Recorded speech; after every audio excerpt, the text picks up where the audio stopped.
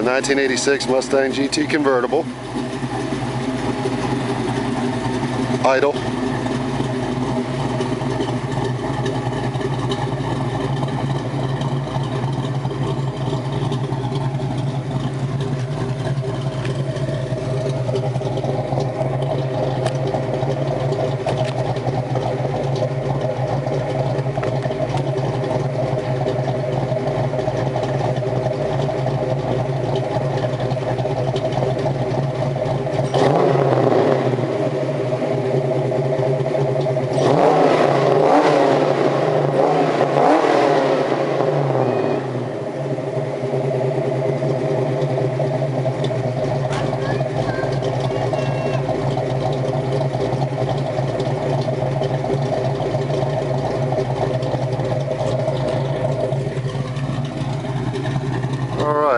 That idle is from Trick Flow Stage 1 cam. It's got a little lope to it, nothing crazy. It's totally highly streetable.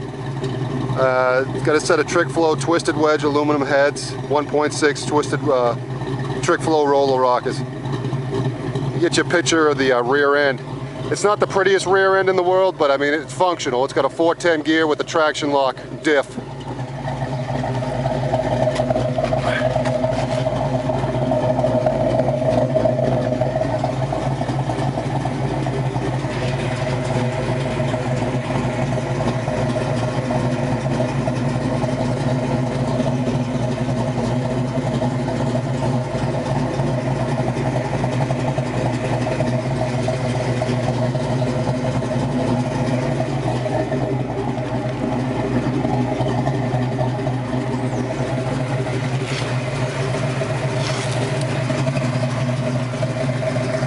That's a welded-in subframe connectors, Maximum Motorsports full-length subframe connectors. You can see some tubular rear control arms, upper and lower. Little surface rust.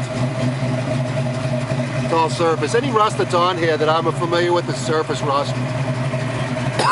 Excuse me.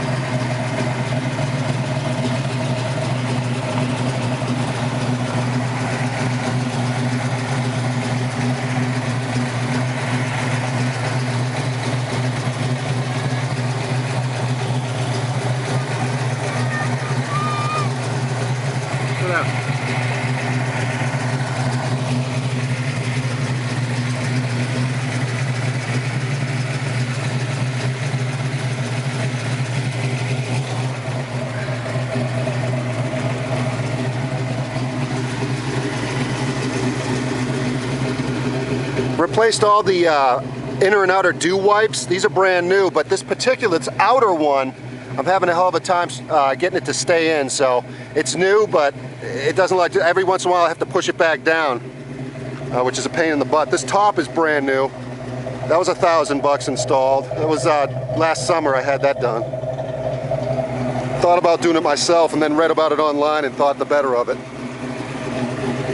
I'm gonna go ahead and drop the top here in a minute. I guess I'll give you a shot of the side of the car. I mean, it's pretty straight. It's not, you know, a 10, but I mean, it's pretty dang good here. And I'll give you an idea what you're looking at here.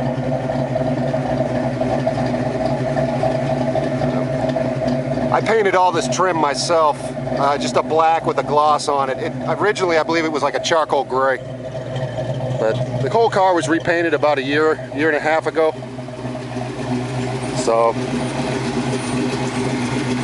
gonna need to replace these handles soon. You can get them from late model resto for 20 bucks for the pair. And you just pop out those rivets and replace them. Get some nice pretty ones on there. Something I hadn't gotten to yet, that's all.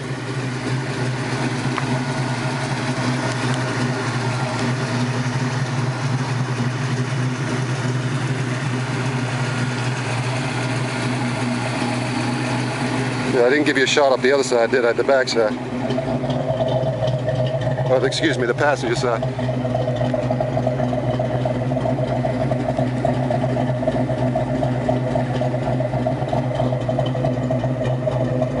Now, paint could use a wet sand and buff. When I got the car back from the guy who I had a horrible experience with, it hadn't been completely wet sanded and buffed. So I think once that's done, it'll be really nice. Let's go ahead and pop the top for you.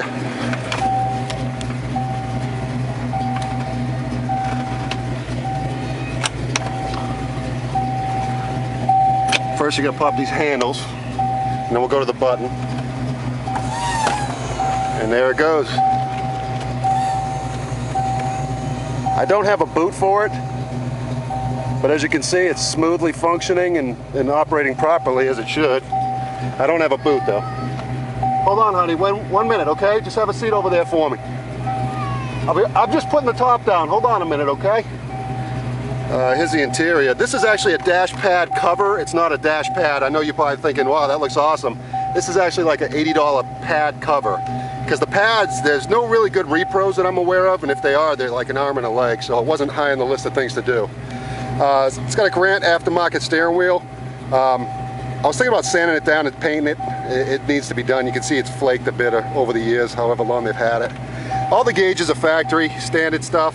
The dash bezel and everything's in excellent shape. I put an aftermarket water temp gauge in just to back up the idiot gauge over there. A couple of them. This is my SCT 4-bank chip right there. You see it's got the multiple selector. You just turn that chip and you can change your tunes on the fly.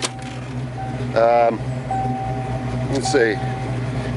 Nice leather shifter boot. I bought Scott Drake reproduction there. AC blows cold.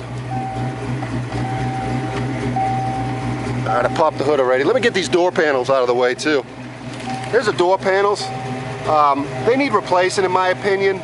I mean, they're serviceable, but down here they're flimsy and it's like they've been wet and dried so many times over the years. It's just like rotted. I mean, it's there, but it's, they're beat. I mean, that's all I can say. I mean, they're functional, everything works. You can roll the windows up and down. They don't fall off when you shut the door.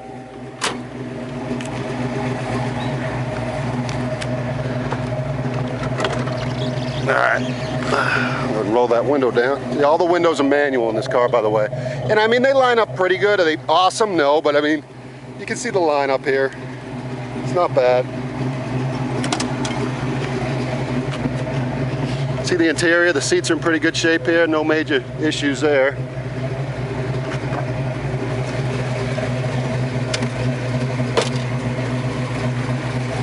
Here's the passenger side door panel. It's like I said, it's just wavy from getting wet over the years a few times. Not by me, but previous owners. As you can see, when I got the car repainted, I painted all the jams and everything else. You'll see the engine bay was painted as well.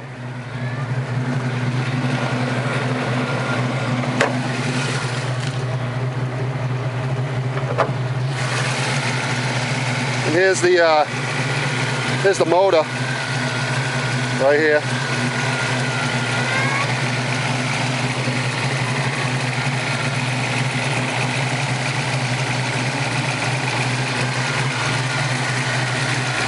Got our BBK ceramic coated headers. We got a ported Explorer intake, ported by Tmoss. Still got the factory AC, blows cold. Got a MAC cold air intake, C&L polished MAF 73 millimeter, calibrated for 24-pound injectors. This is a deal I rigged up here, kind of like to catch any oil or anything, but there's no oil being caught in it, so I'd say it's safe to go ahead and take it out of there. I just put it in there as a safety precaution. I didn't want to suck oil into the throttle body, but there's no oil in it, so it can be pulled out. It's got roller rockers, and you can hear them. I mean, it sounds probably like a sewing machine or something to you. I've adjusted them many, many times, and this is the best I can get out of them. So I don't know if that's just Trick Flow's roller rockers or a little noisy or what, but that's the deal with that. But as you can see, it idles like a champ. Fires right up. I can shut it off and fire it up for you again if you like.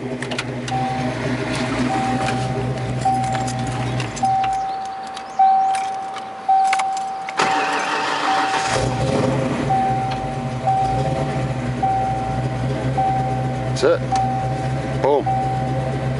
Every time. The only thing, when it's cold sometimes, the pulleys, or one of the pulleys in the motor will squeal for a few seconds. Not really squeal, but like squeak.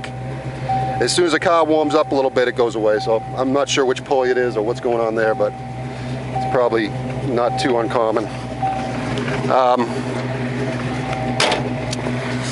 So that's all I can think of right now. Let me get under it again for you, another shot underneath.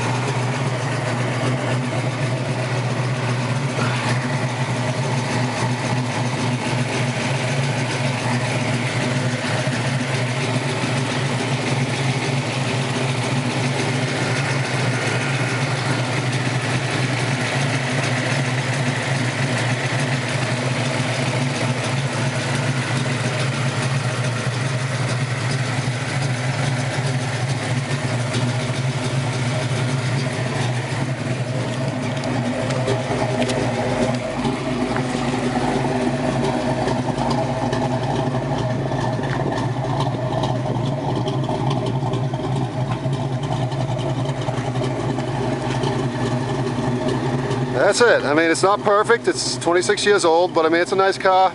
Runs good, runs strong. You know, make it a nice driver for somebody. It could be a daily driver if you wanted it to be. It's not good on gas. I'm going to sit here and tell you that right now.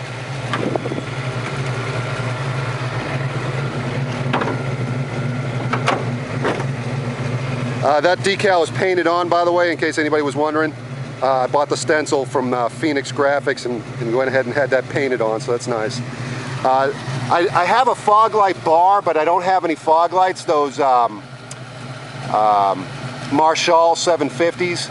I was thinking about, you know, I've got the bar, just putting the bar in there and probably buying some of those Cibi. I think they're Cibi 35s. But once again, it's just something I haven't gotten to yet. But I have the bar for that. I also have the bar for the boot. The convertible boot needs to clip onto. It goes behind the seat here.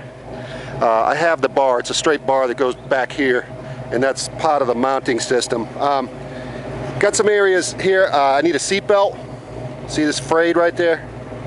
That's the only one that's like that. So I think you can source one from any 79 to 93 with gray seat belts would work. Let's see here. No, interior's in nice shape. You know, the shifter bezel came with the Hurst shifter, so that's not the original, you know, bezel or whatever, but this is original. I bought this aftermarket because the other one was tore up, and I mean, I put a ton of money into this thing, as all y'all that are in this hobby know how that can go. But that's it anyways. Feel free to comment if you want to make any comments about it. Here it is.